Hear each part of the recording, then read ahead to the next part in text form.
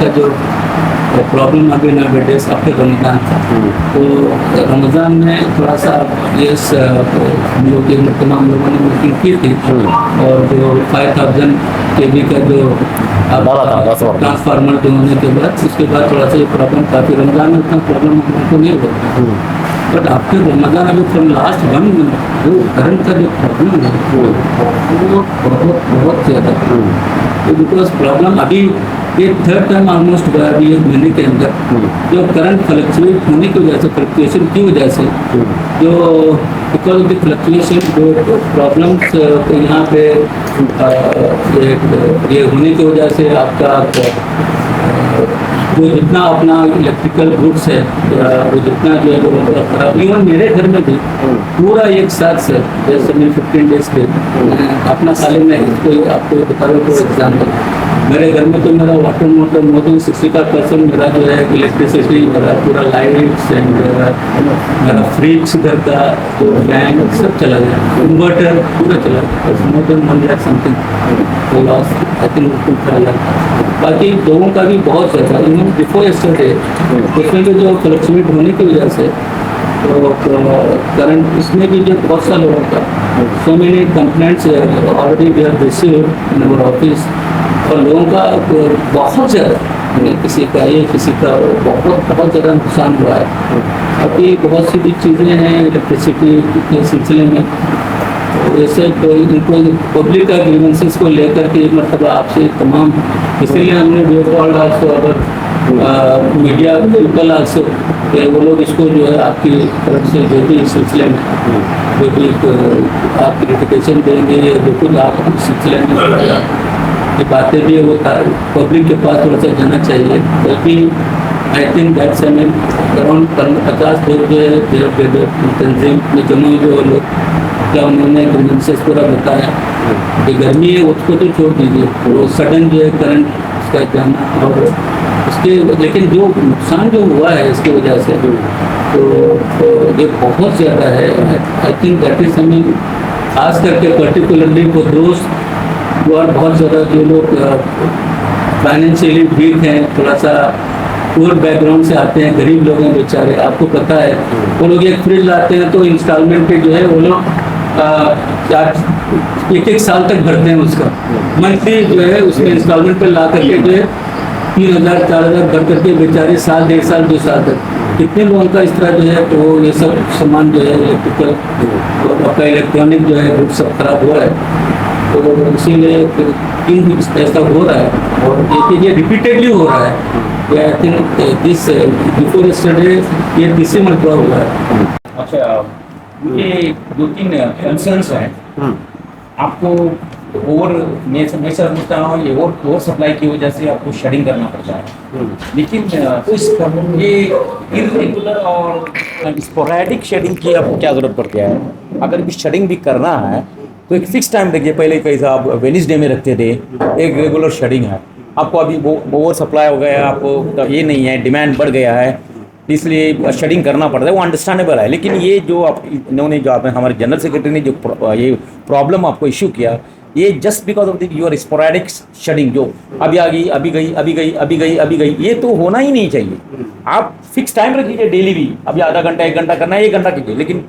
आधा घंटे 10 मिनट आती है फिर जाती है, तो उससे सारे जितने भी इलेक्ट्रॉनिक्स आइटम है और इलेक्ट्रिकल आइटम है, इन्होंने कहा था कि उनकी भी गई, एसीज तो एकदम ख़राब हो जाते और फ्रिज ख़राब हो जाते। वो एक चीज़ है, ये स्पोरेडिक, मैं आपको स्पेसिफिक बोल रहा हूँ, स्पोरेडिक ही इसको बोलते हैं, क्योंकि अभी आते हैं अभी जाते, अभी जाते हैं अभी जाते हैं, 5 मिनट आते हैं फिर जाते हैं, अभी दोपहर में कितनी बार आई गई, तो उसका रीज़न हमको जानना चाहिए, और वो कभी भी नहीं होना चाहिए। That is not unacceptable because for the public demand. The other thing is that when the growing city is there, हमारी जो सिटी ग्रो हो रही है, इकोनॉमिकली भी ग्रो हो रही है, डेमोग्राफिकली भी हो रहा है, जब पॉपुलेशन भी बढ़ रही है और इकोनॉमिकली लोग ये हो रहे हैं, और क्लाइमेटिकली भी ज़रूरत पड़ता है। ये 3 माह से आप जो प्लानिंग बनाते हैं, अभी हम जो हमारे यहाँ हम प्लानिंग, यहाँ पर भी प्लानिंग होती है कि नेक्स्ट 5 ईयर्स कंजम्पशन कितना होगा, डिमांड कितना होगा, तो अब प्लानिंग में आपको कुछ डालते या नहीं है, बफर भी डालते हैं नहीं, क्योंकि मैंने जहाँ से स्टडी किया है, मैंने अभी देखा है, क्योंकि यहाँ पर minimum 10% because of the population supply demand will be higher every year, then लोगों का इकोनॉमिक कंडीशन भी बढ़ रहा है और क्लाइमेटिक कंडीशन भी इतना वोलेटाइल हो गया है, everybody is forced to buy some of the cooling equipment and all those funny, तो उसके लिए भी एग्जिस्टिंग डिमांड बढ़ता है और डेमोग्राफी की वजह से भी डिमांड बढ़ता है। तो उसके लिए आप अपनी प्लानिंग में I think big department and very critical and very क्या बोलता है primitive and dynamic demand and essential service department I must say, ये ऐसे एसेंशियल सर्विस डिपार्टमेंट की जो प्लानिंग होता है वो तो बहुत क्रिटिकल होती है। ऐसा मैं I was involve okay because not in electricity but airport services और दोस्त थिंग, जब हम प्लानिंग करने बैठे हैं तो airport and all the medical और एसेंशियल सर्विस, तो उसकी प्लानिंग बहुत क्रिटिकल होती है कि उसमें सब खाली इकोनॉमिकल कंडीशन नहीं, environment condition, demographical condition, economic condition, फिर दूसरे जो एट्रीब्यूटल कंडीशन रहते हैं उसकी वजह से तो वो सब कंसीडर करके नेक्स्ट 5 to 10 ईयर्स का डिमांड बनाते हैं। तो इसमें आपका क्योंकि ये जो होता है वो क्लियर है कि आपका सप्लाई एकदम ओवरशूट हो गया है, ये तो हमको किसी रॉकेट साइंस की जरूरत नहीं है, इसलिए आप बार बार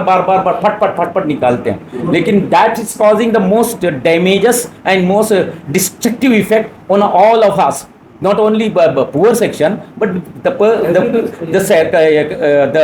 community section like us are also we are suffering because we cannot also afford like this.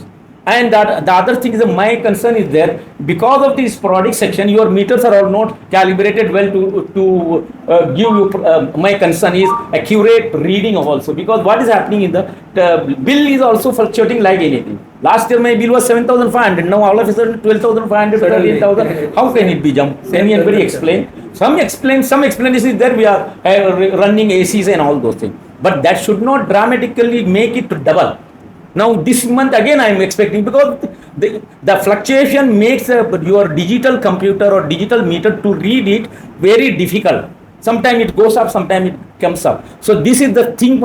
I have a concern. I don't know what the other honorable members have concern on that. Manjunath ಇವತ್ತು ಬೆಳಗ್ಗೆ ಮೀಟಿಂಗ್ನಲ್ಲಿ ಇದೇ ಚರ್ಚೆ ಆಗಿತ್ತು ಸುಮಾರು ಹೌದು ಗೊತ್ತಾಯ್ತು. ಈಗ ನಾವು ಹೇಳಿದ್ರೆ ನೀವು ಕೆಲವು ಕಡೆ 8 ಗಂಟೆ ಪವರ್ ಕಟ್ ಮಾಡ್ತೇವೆ, ಕೆಲವು ಗಂಟೆ 4 ಗಂಟೆ ಮಾಡ್ತೇವೆ, ನಂತರ ಆಮೇಲೆ ಫ್ಲಕ್ಚುಯೇಷನಲ್ಲಿ ಈಗ ನಮ್ಮ ಜನರಲ್ ಸೆಕ್ಯೂರಿಟಿ ನಮ್ಮನೆ ಎಲೆಕ್ಟ್ರಾನಿಕ್ ಐಟಮ್ ಎಲ್ಲ ಸುಟ್ಟು ಹೋಗುತ್ತೆ. ಈಗ ಪಾಪ ಬಡವರು ಅವರು ಮತ್ತೆ ತಂದು ಮನೆಯಲ್ಲ ಅದು ಪರಿಹಾರ ಯಾರು ಕೊಡ್ತಾರೆ? ಆ ಸುಟ್ಟು ಹೋಗೋದು ಆ ಪರಿಹಾರ ಸಿಗಬೇಕಲ್ಲ. ಈಗ ನಿಮ್ಮ ಕಡೆಯಿಂದ ಅದು ಸುಟ್ಟು ಹೋಯ್ತು, ನಿಮ್ಮ ಫ್ಲಕ್ಚುಯೇಷನ್ ಹಾಕ್ಬೇಕಾದ್ರೆ ಸುಟ್ಟು ಹೋಯ್ತು, ಮತ್ತೆ ತೊಗೊಂಡು ಮುನ್ನಿಲ್ಲ ಅವರು. ಮತ್ತು ಸೆಕೆಂಡ್ ಪವರ್ ಕಟ್, ಪದೇ ಪವರ್ ಕಟ್ ಮಾಡೋದಂದರೆ ಈಗ ನಾವೆಲ್ಲ ನಮಗೆಲ್ಲ ಗೊತ್ತಿರೋದಂದರೆ ಇಲ್ಲಿ ಆದಾಯ 10 ಕೋಟಿ ಆದಾಯ ಉಂಟು, ಎಷ್ಟು ಲಾಭ ಉಂಟು. ಅಲ್ಲ ಲಾಭ ಇದ್ದರೆ ಜನಕ್ಕೆ ಸರ್ವಿಸ್ನ ಹಂಗೆ ಆ ನಮೂನೆ ಕೊಡಬೇಕಲ್ಲ. ನೀವು ಎಷ್ಟು ಹೇಳಿದೆ ಅಷ್ಟೇ ಇಲ್ಲಿ ಪಬ್ಲಿಕ್ ದುಡ್ಡು ಕೊಡ್ತೀವಿ, ಇಲ್ಲಿ ಡಿಸ್ಕಸ್ ಮಾಡೋದಿಲ್ಲ ಅಲ್ಲ. ಇಲ್ಲಿ ಇವರು ಹೇಳಿ ನಮೂನೆ ಕನ್ಸಂಪ್ಷನ್ ಜಾಸ್ತಿ ಅಂತಂದರೆ ಜಾಸ್ತಿ ಮಾಡಬೇಕಲ್ಲ. ಇಷ್ಟವರೆಗೆ ಎಂತಾಗ ಮಾಡಲಿಲ್ಲ, ಜಾಸ್ತಿ ಪ್ರಾಬ್ಲಮ್ ಎಂತಾಗೆ ಆಯಿತು. ಮತ್ತು ಸೆಕೆಂಡ್ ಇಶ್ಯೂ ನಾವು 10 ವರ್ಷದಿಂದ ಅದೇ ಮಾತಾಡ್ತೇ ಉಂಟು, 110 kV ಮತ್ತು ಒಂದು 10 ವರ್ಷ ಹೋಗ್ತಾ ಇರ್ಬೋದು. ಅದು ಸ್ವಲ್ಪ ಆ ಬಗ್ಗೆ ಏನು ಫಾರೆಸ್ಟ್ದು ಪ್ರಾಬ್ಲಮ್ ಉಂಟು ಮತ್ತು ಯಾರ್ದು ಪ್ರಾಬ್ಲಮ್ ಉಂಟು ನಮ್ಮ ಸಚಿವರು ಹೇಳಿದ್ರೆ ಆಯಿತು 3 ತಿಂಗಳನ್ನೇ ಆಯಿತು ಹೇಳ್ತೇ ಉಂಟು. ಇವತ್ತು ಮೀಟಿಂಗಲ್ಲೇ ಅದೇ ಚರ್ಚೆ ಆಯಿತು. ಅಲ್ಲ ಮೀಟಿಂಗಲ್ಲಿ ಹೇಳಿ ಸ್ವಲ್ಪ ಆಮೇಲೆ ಆಯ್ತು ಗೊತ್ತೇ ಅದು. ಮತ್ತು ಸ್ವಲ್ಪ ಸ್ಪೀಡ್ಲಿ ಏನು ಕೆಲಸ ಆಗಬೇಕಲ್ಲ, ಜನಕ್ಕೆ ಅನುಕೂಲ ಮಾಡಲಿಕ್ಕೆ, ಜನಕ್ಕೆ ಪ್ರಾಬ್ಲಮ್ ಸಾಲ್ವ್ ಮಾಡಲಿಕ್ಕೆ ಅದೊಂದು ಸ್ವಲ್ಪ ಮಾಡಿ ನಿಮಗೆ ಮತ್ತು ನಮ್ಮದು ಸಹ ಏನು ಸಪೋರ್ಟ್ ಬೇಕಾ ನಾವೆಲ್ಲ ಮಾಡ್ತೀವಿ. ನಿಮಗೆ ಸಂಜೆ ಮುಂದಿಂದ ಏನು ಸಪೋರ್ಟ್ ಮಾಡಬೇಕು, ಮುನ್ಸಿಪಾಲ್ಟಿಯಿಂದ ಏನು ಸಪೋರ್ಟ್ ಮಾಡಬೇಕು ಅಂತ ಮಾಡ್ತೀವಿ. ಬಟ್ ಪಬ್ಲಿಕ್ಗೆ ಪ್ರಾಬ್ಲಮ್ ಆಗಬಾರ್ದು. ಮತ್ತು ಅದು ಇಷ್ಟೆಲ್ಲ ಸುಟ್ಟು ಹೋಗಿದೆ, ಅದು ಪರಿಹಾರ ಯಾರು ಕೊಡ್ತಾರೆ ಅದು ಸ್ವಲ್ಪ ಅದನ್ನೇ ಹೇಳ್ಬಿಟ್ಟೆ. ಅದು ಸ್ವಲ್ಪ ಎಷ್ಟು ಬಡವೊಂದು ಪಾಪ ಅವರ ಎಲೆಕ್ಟ್ರಾನಿಕ್ ಐಟಮ್ ಸುಟ್ಟು ಹೋಯಿತು, AC, ಫ್ರಿಜ್, ಇನ್ವರ್ಟರ್ ಎಲ್ಲ ಪದೇ ಯಾವುದು ಪ್ರಾಬ್ಲಮ್ ಆಗ್ತಾ ಉಂಟು ಬಿಕಾಸ್ ಆಫ್ ಓವರ್ಲೋಡ್. ಅಲ್ಲ ಹೌದಲ್ಲ ಸರ್, ಬಿಕಾಸ್ ಆಫ್ ಓವರ್ಲೋಡ್ ಆಗ್ತಾ ಉಂಟು. ಓವರ್ಲೋಡ್ ಕಂಟ್ರೋಲ್ ಮಾಡಲಿಕ್ಕೆ ನಿಮ್ಮ ಕೈಲಿ ಏನು ಪರಿಹಾರ ಮಾಡ್ತಿದ್ದಾರೆ? ಓವರ್ಲೋಡ್ ಆಗಿ ಯಾವುದಿಂದು ಸುಟ್ಟು ಹೋಗ್ತಿದ್ದಾರೆ, ಜಂಪಿಂಗ್ ಎಲ್ಲ ಸುಟ್ಟು ಹೋಗ್ತದೆ. ಸಲಕ್ಕೆ ಆಟೋಮೆಟಿಕ್ ನಿಮ್ಗೆ ಯಾವುದು ಟ್ರಾನ್ಸ್ಫಾರ್ಮರ್ ಇರ್ತದೆ ಆಫ್ ಆಗ್ತದೆ. ಅದ್ರ ಸಲುವಾಗಿ ಆಗ್ತಾ ಉಂಟು ಹೌದಲ್ಲ, ಓವರ್ಲೋಡ್ ಆಗೋ ಸಲುವಾಗಿ. ಈಗ ಮತ್ತೆ ದಿವಸ ಹೋದ ನಂತರ ಅವ್ರಿಗೆ ಮಾಡಿದ ಹಾಗೆ ನಮ್ಮದು ಪಬ್ಲಿಷನ್ ಹೆಚ್ಚಾಗ್ತಾ ಉಂಟು, ಕನ್ಸಂಪ್ಷನ್ ಜಾಸ್ತಿ ಆಗ್ತಾ ಉಂಟು. ಆ ಸಲುವಾಗಿ ಏನು ಪರಿಹಾರ ಮಾಡ್ತಾ ಉಂಟು ನಮ್ಗೆ ಗೊತ್ತಿಲ್ಲ. ಮತ್ತು ಇದು ನಾವು ಯಾವ ನಿಮ್ಮ ಕೈಲಿ ಹೇಳ್ತಾ ಉಂಟು, ನಿಮ್ಮ ಕೈಲೇ ಉಂಟು, ಇದು ಎಲ್ಲ ನೀವು ಮಾಡ್ಬೋದು. ನಾವೇನು ನಿಮ್ಮ ಕೈಲಿ ಗ್ರಿವೆನ್ಸಸ್ ಬಂದಿದ್ದಾರೆ, ಇದಕ್ಕೆ ಸೊಲ್ಯೂಷನ್ ಮಾಡಲಿ ನಿಮ್ಮ ಕೈಲಿ ಉಂಟು. ಇದು ನಿಮ್ಗೆ ಹೈಯರ್ ಅಥಾರಿಟೀಸ್ ಕೈಲಿ ಹೋಗ್ಬೇಕು. ಪ್ಲೀಸ್ ಯಾಕೆ ಹೇಳ್ತೆ ಅಂದರೆ ಪಬ್ಲಿಕಲ್ಲಿ ಎಷ್ಟು ಪ್ಯಾನಿಕ್ ಉಂಟು. अब ಎಡಿಷನ್ ಮಾಡ್ಲಿಕ್ಕೆ ರೆಡಿ ಆಗ್ತದೆ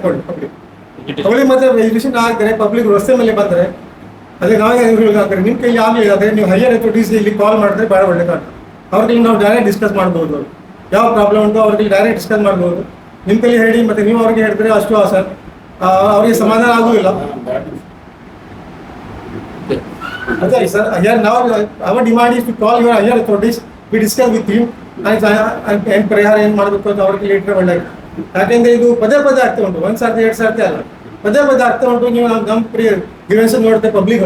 ಇಂಡಿವಿಜುವಲಿ ಪಬ್ಲಿಕ್ ಬಗ್ಗೆ ನಿಮ್ಗೆ ಹೇಳ್ತಾರೆ ನಿಮ್ಗೆ ಗೊತ್ತೇ ಉಂಟು ನೀವು ಬಟ್ಕಲ್ ಹೊಸ ಅಲ್ಲ ನೀವು ಬಂದು ಸುಮಾರು ವರ್ಷ ಆಯ್ತು ನಿಮ್ಗೆ ಗೊತ್ತೇ ಉಂಟು ಇದು ಮತ್ತೆ ಸಾಲ್ಯೂಷನ್ ಹೇಳ್ತಾ ಇಲ್ಲ ನೀವು ಡಿಪಾರ್ಟ್ಮೆಂಟ್ ಹೇಳ್ತೀವಿ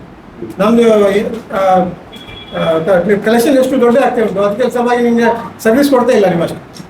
ಆ ಸಲುವಾಗಿ ನೀವು ಏನು ಹೈಯರ್ ಅಥಾರಿಟೀಸ್ಗೆ ನಿಮ್ದು ಏನು ರಿಕಮೆಂಡ್ ಮಾಡಿದ್ದಾರೆ ನೀವು ಅದೆಲ್ಲ ನೀವು ಹೇಳಿದ್ರೆ ಗೊತ್ತಾಗಿತ್ತು ಮತ್ತೆ ಇನ್ ಶಾರ್ಟ್ ಪೀರಿಯಡ್ನಲ್ಲಿ ಈ ಸೊಲ್ಯೂಷನ್ ಯಾವಾಗ ಆಗ್ಬೋದು ಅಂತ ಸ್ವಲ್ಪ ನೀವು ಗಟ್ಟಿಯಾಗಿ ಹೇಳ್ಬಿಟ್ರೆ ಇಲ್ಲ ನಾವು ಪಬ್ಲಿಕ್ ವತಿಯಿಂದ ಏನು ಮಾಡಬೇಕಾದ್ರೆ ಮಾಡ್ಲಿಕ್ಕೆ ರೆಡಿ ಉಂಟು ನಾವು ಮತ್ತೆ ಅವರು ಎಡಿಷನಲ್ಲಿ ಮಾಡ್ಲಿಕ್ಕೆ ರೆಡಿ ಉಂಟು ಮತ್ತೆ ಹೈಯರ್ ಅಥಾರಿಟೀಸ್ ಕಾಲ್ ಮಾಡಿದ್ರೆ ಒಳ್ಳೆ ನಿಮ್ಮ ಕೈಲಿ ಹೇಳಿದ್ರೆ ನೀವು ಮಾಡ್ತಾ ಇದ್ದಾರೆ ನಮ್ಮ ಸೈಡಿಂದ ನೀವು ಪ್ರಿಕಾಷನ್ ಮಾಡ್ತಾ ಉಂಟು ಮತ್ತೆ ಅದು ಸೊಲ್ಯೂಷನ್ ಇಲ್ಲ ಆಗ್ತಾ ಇಲ್ಲ ಅಸಲ ಹೈಯರ್ ಅಥಾರಿಟಿ ಡೈರೆಕ್ಟ್ ಅಡ್ರೆಸ್ ಮಾಡಿದ್ರೆ ಅವರಲ್ಲಿ ವತಿಯಿಂದ ಏನಾದ್ರು ಬರ್ಬೋದು ಅಸಲವಾಗಿ ನೀವು ಅವ್ರಿಗೆ ಯಾವಾಗ ಕಾಲ್ ಮಾಡ್ತೀರಿ ಏನು ಟೈಮ್ ಕೊಟ್ಟರೆ ಒಳ್ಳೆ ನಾವು ಡೈರೆಕ್ಟ್ ಮಾತಾಡೋದು ಒಳ್ಳೆ ಅಂತ ಆದ ನಂತರ ಮತ್ತೆ ಇದೇ ಯಾವ ರಂಜಾನ್ ಮುಂಚೆ ಯಾವ ರೀತಿ ನಡೀತಾ ಇತ್ತು ಅದೇ ರೀತಿ ಸ್ಟಾರ್ಟ್ ಆಯ್ತು ಮತ್ತೆ ಇದು ಲಾಸ್ಟ್ 1 ವೀಕ್ನಲ್ಲಿ ಎಷ್ಟು ಸಲ ಇಲ್ಲಿ ತ್ರಾಸಾಗಿದೆ ತಾವು ಬಡ್ಕಲ್ನಲ್ಲಿ ಇಲ್ಲ ಅಥವಾ ಬೇರೆ ಕಡೆ ಹೋಗಿದ್ದು ನಮ್ಗೆ ಗೊತ್ತಿಲ್ಲ ಬಟ್ ಇಲ್ಲಿ ರಾತ್ರಿ ಎಲ್ಲರಿಗೆ ನಮಗೆ ಜನರು ಫೋನ್ ಮಾಡ್ತಾರೆ ಮತ್ತೆ ಇಲ್ಲಿ ಗುಂಪು ಮಾಡಿ ಇಲ್ಲಿ ನಮ್ಮ ಕೆಬಿನಲ್ಲಿ ಇಲ್ಲಿ ಹೋಗುವ ರಾತ್ರಿ 7 ಗಂಟೆ ತನಕ ಮಕ್ಕಳು ಜನರು ಫೋನ್ ಮಾಡ್ತಾರೆ ಕೆಬಿ ಹತ್ರ ಹೋಗುವ ಬೊಬ್ಬಿ ಹಾಕುವ ಏನು ಮಾಡ್ತಾರೆ ಇವರು ನಾವು ಎಲ್ಲ ತಂದಿಮವರು ಅವರಿಗೆ ಇದು ಮಾಡಿ ಅವ್ರ ಹತ್ರ ಹೇಳ್ತಾರೆ ಯಾರು ಹೋಗಬಾರ್ದು ಅದು ಸೊಲ್ಯೂಷನ್ ನಾವು ಮಾತಾಡ್ತಾ ಇದ್ದೆ ಮೊನ್ನೆ ನಮ್ಮ ಜನರಲ್ ಸೆಕ್ರೆಟರಿ ಸಾಹೇಬರು ನಿಮ್ಮ ಕಡೆ ಮಾತಾಡಿದ ನಂತರ ಸ್ವಲ್ಪ ನಿಧಾನ ಆಯಿತು ಅದು ಹೋಗುದು ಬರುದು ಸ್ವಲ್ಪ ಕಡಿಮೆ ಆಗಿತ್ತು ಇವ್ರು ಮಾತಾಡಿದ ನಂತರ ಅವ್ರದ್ದು ಮುಂಚೆ ಹಾಗೆ ಕಂಟಿನ್ಯೂ ಈ ಥರ ಇದ್ರೆ ಮತ್ತೆ ಜನರಿಗೆ ನಮಗೆ ಆನ್ಸರ್ ಕೊಡ್ಲಿಕ್ಕೆ ಆಗುದಿಲ್ಲ ನಾವು ಎಷ್ಟು ಸಲ ಮಕ್ಕಳಿಗೆ ನಿಧಾನ ಮಾಡಿ ನೀವು ಹೋಗಬೇಡ ನಾವೆಲ್ಲ ಹೋಗಿ ನೋಡ್ಕೊಂತ ಇವರೆಲ್ಲ ರಿಕ್ಷಾ ಡ್ರೈವರ್ ಎಲ್ಲ ವಾಟ್ಸಪ್ನಲ್ಲಿ ಎಲ್ಲ ನಡೀತಾ ಇದೆ ಎಲ್ಲ ಕಡೆ ರಿಕ್ಷಾ ಡ್ರೈವರ್ ಅವರು ಬಾಕಿ ನಮ್ಮ ಜನರು ಎಲ್ಲರೂ ಅದೇ ಹೇಳ್ತಾರೆ ಅಲ್ಲಿ ಹೋಗುವ ಅಲ್ಲಿ ಬುಕ್ ಮಾಡುವ ಹೆಸಿಟೇಷನ್ ಮಾಡುವ ಅದು ನಾವೆಲ್ಲ ತನ್ನಿ ಒಂದು ಕೊಡುವುದಿಲ್ಲ ಯಾಕೆ ಒಂದು ವಾತಾವರಣ ಒಳ್ಳೆ ನಡೀತಾ ಇದೆ ತಾವು ಕೂಡ ಒಳ್ಳೆ ರೀತಿ ಕೆಲಸ ಮಾಡಿದ್ದೀವಿ ರಂಜಾನ್ನಲ್ಲಿ ಒಳ್ಳೆ ರೀತಿ ನಮಗೆ ಸಹಕಾರ ಕೊಟ್ಟಿದೆ ಈ ರೀತಿ ಅದೇ ರೀತಿ ಅದು ಕಂಟಿನ್ಯೂ ಯಾಕೆ ಆಗ್ತಾ ಇಲ್ಲ ಅಂತ ನಿಮ್ಮ ಕಡೆ ಕ್ವಶನ್ ಈಗ ತಂಜೀಮ್ ಅವರು ಮತ್ತು ಡೆಲಿಗೇಷನ್ ಬಂದು ಈಗ ಪಟ್ಕಳದ ಆಗ್ತಾರೋ ಪವರ್ ಸಪ್ಲೈ ಬಗ್ಗೆ ಪವರ್ ಇಂಟ್ರಪ್ಷನ್ ಬಗ್ಗೆ ವಿಚಾರಿಸಿದ್ರು ಅದಕ್ಕೆ ನನ್ನ ಏನು ಕ್ಲಾರಿಫಿಕೇಶನ್ ಅಂದರೆ ಈ ಪವರ್ ಸಪ್ಲೈ ಏನಾಗಿದೆ ನಮಗೆ ಬರುವಂಥದ್ದು ಸಿಂಗಲ್ ಸೋರ್ಸ್ ಸಿರ್ಸಿ ಸರ್ಕ್ಯೂಟಿಂದ ಬರ್ತಾ ಇತ್ತು ಅದು ಮೊನ್ನೆ ಒಂದು ಸ್ವಲ್ಪ ದಿನ ಭಾಳ ಟ್ರಬಲ್ ಕೊಡ್ತಾ ಇದೆ ಅಂದರೆ ಪದೇ ಹೋಗ್ತಾ ಇದೆ ಈ ಪವರ್ ಇಂಟ್ರಪ್ಷನ್ ಏನಾಗಿದೆ ಭಟ್ಕಳ ಕುಮಟಾ ಹೊನ್ನಾವರ ಈ 3 ತಾಲೂಕಿಗೂ ಆಗ್ತಾ ಇದೆ ಸೊ ಆಗಿ ಪದೇ ಹೋಗಿ ಬರ್ತದೆ ಅವ್ರೇನು ಮಾಡ್ತಾರೆ ಸಿರ್ಸಿ ಪ್ರಾಬ್ಲಮ್ ಅಂತನ್ನ ಕಾರವಾರ ಚೇಂಜ್ ಓವರ್ ಮಾಡ್ತಾರೆ ಈ ಟ್ರಿಪ್ಪಿಂಗ್ ಚೇಂಜ್ ಓವರ್ ಟೈಮೇ ಸುಮಾರು ತಗೊಳುತ್ತೆ ಮತ್ತು ವೋಲ್ಟೇಜ್ ವೇರಿಯೇಷನ್ ಆಗುತ್ತೆ ಅವಾಗ ಯಾಕಂದ್ರೆ ಸಿರ್ಸಿ ವೋಲ್ಟೇಜ್ ಬೇರೆ ಇರುತ್ತೆ ಕುಮಟಾ ವೋಲ್ಟೇಜ್ ವೇರಿಯೇಷನ್ ಚೇಂಜಸ್ ಆಗುತ್ತೆ ಟೈಮ್ ತಗೊಳ್ತದೆ ಇಟ್ಸ್ ಟೈಮ್ ಆದರೆ ಈಗ ಅದು ಮತ್ತು ಲೋಡು ಫುಲ್ ಕೊಡ್ಲಿಕ್ಕೆ ಆಗಲ್ಲ ಆ ಟೈಮ್ ನಾವು ಲೋಡ್ ಶೆಡಿಂಗು ಮಾಡಿದ್ದೇವೆ ಅದರಲ್ಲಿ ಇನ್ ರೂರಲ್ಸ್ ಅಷ್ಟೇ ಮಾಡಿದ್ವಿ ಅರ್ಬನ್ಸಲ್ಲಿ ಮಾಡಲಿಲ್ಲ ಅರ್ಬನ್ ಎಲ್ಲ ಮ್ಯಾನೇಜ್ ಮಾಡಿದ್ವಿ ರೂರಲನ್ನು ನಾವು ಒಂದು 3 to 4 days ಆಯ್ತು ಆಗಾಗಲೇ ನಾವು ಎಲ್ಲ ಕಡೆ ರೋಡ್ ತೆಗೆದು ಮ್ಯಾನೇಜ್ ಮಾಡಿದ್ದೇವೆ ಸೊ ಆ ಫಾಲ್ಟ್ ಏನಾಗಿತ್ತು ಈ 4 ದಿನದಿಂದ ಆಗ್ತಾ ಪದೇ ಫ್ರೀಕ್ವೆಂಟ್ ಫಾಲ್ಟ್ ಯಾಕಾಗ್ತಿತ್ತು ಅಂದರೆ ಸ್ವಲ್ಪ ದಿನ ಸಿರ್ಸಿಲ್ ಮಳೆ ಆಗ್ತಿತ್ತು ಒಂದು ಸ್ವಲ್ಪ ಕುಮಟದಲ್ಲಿ ಮಳೆ ಆಗ್ತಿತ್ತು ಹಿಂಗೆ ಬಿಟ್ಟು ಮಳೆ ಆಗ್ತಿತ್ತು ಪ್ರಾಬ್ಲಮ್ ಆಗ್ತಾ ಇತ್ತು ಅದು ಈಗಾಗಲೇ ಆಲ್ಮೋಸ್ಟ್ ಸೆಟೆಟ್ ಆಗಿದೆ ಮತ್ತು ಆ ಫಾಲ್ಟ್ ನೀವು ಕ್ಲಿಯರ್ ಆಗಿದೆ ಸಂಜೆ ಈಗ ಅವರೆಲ್ಲ ಕಂಪ್ಲೀಟ್ ಕ್ಲಿಯರ್ ಮಾಡಿ 2 ಸರ್ಕ್ಯೂಟನ್ನು ಸಿರ್ಸಿಲ್ 2 ಸರ್ಕ್ಯೂಟ್ ಇದೆ ಸಿರ್ಸಿ 1, 2 2 ಸರ್ಕ್ಯೂಟ್ ಚಾರ್ಜ್ ಮಾಡಿದ್ದಾರೆ 2 ಸರ್ಕ್ಯೂಟ್ ಥ್ರೂ ಸಪ್ಲೈ ಕೊಟ್ಟಿದ್ದಾರೆ ಸೊ ಈಗ ಸ್ಯಾಚುರೇಟ್ ಆಗಿದೆ ಈಗ ನನ್ನ ಈ ಟೆಕ್ನಿಕಲ್ ಕಲೆಕ್ಷನ್ ಪ್ರಕಾರ ನಿಮ್ಮ ಸಮಸ್ಯೆ ಆಲ್ಮೋಸ್ಟ್ ಸ್ಯಾಚುರೇಟ್ ಆಗಿದೆ ಏನು ಸಮಸ್ಯೆ ಇಲ್ಲ ಕ್ಲಿಯರ್ ಆಗಿದೆ ಮತ್ತು ಈ ಭಟ್ಕಳದ ವಿಚಾರ ಬಂದಾಗ ಏನಾಗುತ್ತೆ ಈ ಲೋಡ್ ಗ್ರೋತ್ ಕೆಲವರು ನೀವೆಲ್ಲ ಹೇಳ್ದಂಗೆ ಲೋಡ್ ಗ್ರೋತ್ ಭಾಳ ಇದೆ ಭಟ್ಕಳ ಡೆವಲಪ್ಮೆಂಟು ಡಿಮ್ಯಾಂಡು ಜಾಸ್ತಿ ಇದೆ ಅದೇ ರೀತಿ ಲೋಡೂ ಗ್ರೋತ್ ಜಾಸ್ತಿ ಆಗ್ತಾಯಿದೆ ಕಾರಣ ಒಂದು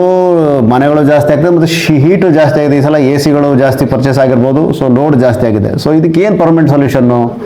ಇದಕ್ಕೆ ಸೊಲ್ಯೂಷನ್ ಏನು ಅಂದರೆ ಈಗ ಹೊಸ ಸ್ಟೇಷನ್ಗಳಾಗಬೇಕು ಅದು ಪ್ರಪೋಸಲ್ಗಳು ಇದ್ದಾವೆ 110 kV ಸ್ಟೇಷನ್ಸ್ ಆಗಬೇಕು ಆ 110 kV ಸ್ಟೇಷನ್ ಅಂದರೆ ಕನ್ಸ್ಟ್ರಕ್ಷನ್ ಇದೆ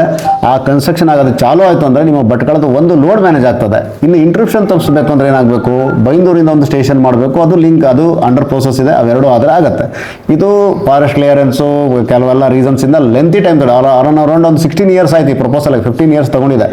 ಸೊ ಇದನ್ನು ಬೈ ಫೋರ್ಸ್ ಬೇಗ ಮಾಡಿದರೆ ಇದು ಸೊಲ್ಯೂಷನ್ ಆಗುತ್ತೆ ಅಂತ ನಾನು ಈ ನಿಮ್ಮ ಎಲ್ಲರಿಗೂ ಹೇಳಲಿಕ್ಕೆ ಬಳಸ್ತೇನೆ ಬಟ್ ಈಗ ಸದ್ಯದ ಮಟ್ಟಿಗೆ ನಾನೇನಾಗಿದೆ ಲೋಡ್ ಮ್ಯಾನೇಜ್ ಮಾಡೋಕ್ಕೆ ನಮ್ಮ ಭಟ್ಕಳ ಸ್ಟೇಷನ್ ಇದ್ದಂಥ 2 ಟ್ರಾನ್ಸ್ಫಾರ್ ಬದಲು 4th ಟ್ರಾನ್ಸ್ಫಾರ್ 4 ಹಾಕಿದ್ದೀನಿ ಹಾಕಿ ನಾವೇನು ಮಾಡ್ತಾ ಇದ್ದೀವಿ ದಿಸ್ ಮ್ಯಾನೇಜ್ ಮಾಡಿದ್ವಿ. ಈಗ ಭಟ್ಕಳ ತಾಲೂಕು ಲೋಡನ್ನು ಈ ವರ್ಷಕ್ಕೆ ನಾವೆಲ್ಲ ಮ್ಯಾನೇಜ್ ಮಾಡಿದ್ವಿ. ಫ್ಯೂಚರಲ್ಲಿ ಇನ್ನೂ 2 ಅಡಿಷನ್ ಟ್ರಾನ್ಸ್ಫಾರ್ಮರ್ನ ಎಕ್ಸಸ್ ಅದು ಇದರಿಂದ ದೊಡ್ಡದು ಮಾಡೋದು, ಈಗ 5 to 5 MA ತೆಗೆದು 8 MA ಅಂದರೆ 8000 KVA ಮಾಡುವಂಥದ್ದು ಪ್ರಪೋಸಲನ್ನು ನಾವು ಈಗಾಗಲೇ ಕಳಿಸಿದ್ದೇವೆ. ಸೊ ಅದಾದರೆ ಇನ್ನೂ ಒಂದು ಟೈಮ್ ಬೀಯಿಂಗ್ ಒಂದು 2 to 1.5 years ನಾವು ಮ್ಯಾನೇಜ್ ಮಾಡ್ತಾ ಇದ್ದೀವಿ ಸಪ್ಲೈನ. ಸೊ